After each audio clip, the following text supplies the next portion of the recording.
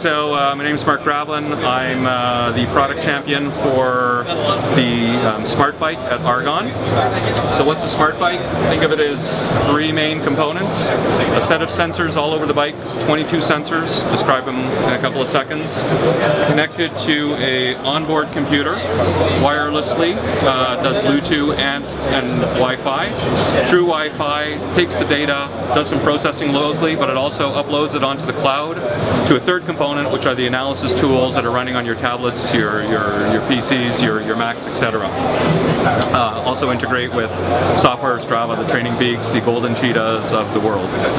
So the sensors, to cover the sensors quickly, there's a wind sensor, picks up the wind speed as it hits the bike. Very important measure to calculate what's called a CDA. CDA is a coefficient of your drag. So you can do the equivalent of wind tunnel testing on the road, and that's a big component of it.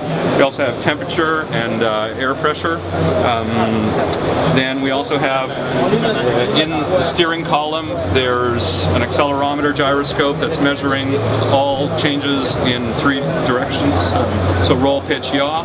We also have the same one in the seat tube, so we have separate sensing of direction changes from the steering column and the rest of the bike.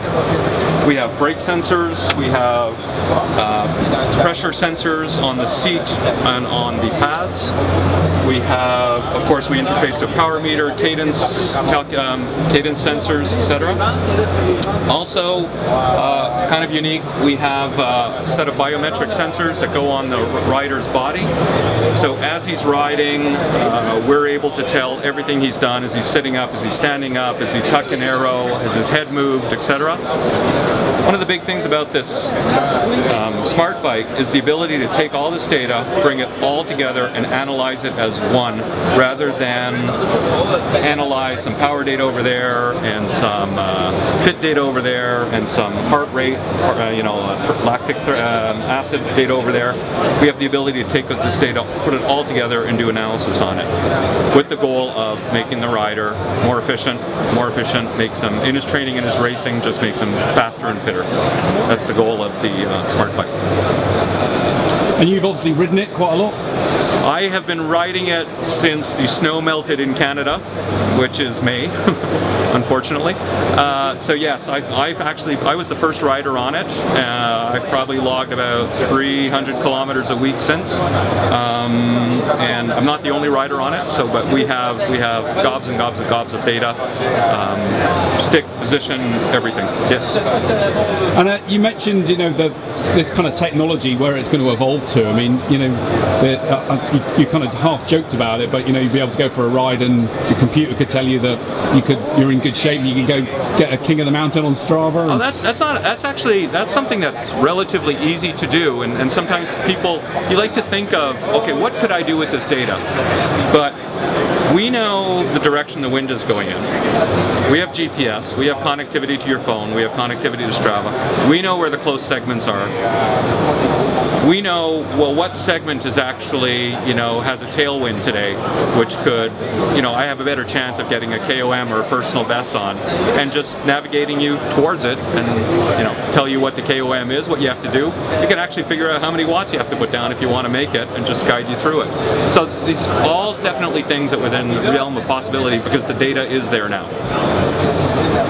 And I mean, obviously the front computer's quite bulky. I know this is a prototype. This is an early prototype, absolutely. Prototype. It'll be a third of that, probably at the most.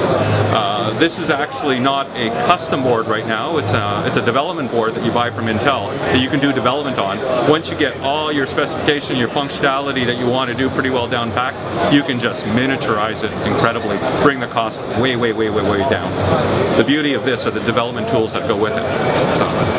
And then looking at triathlon specifically, I mean, in terms of then able to measure when you run and the measurements from that, and then combining the two to not only be an aero on the bike but able to run from it. And well, being able to run after the bike is probably most a question of pacing.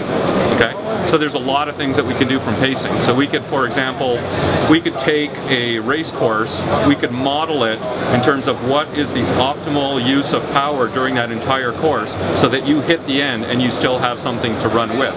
You know, if you apply math to a pacing problem, there's really interesting things you can do, depending on the wind, depending on hills, and it's quite complex. But you know, you could download a plan into this. It could send it to your heads-up display, which we interface to, and you know, you could actually have almost like an autopilot of what you need to do in order to execute a perfect race.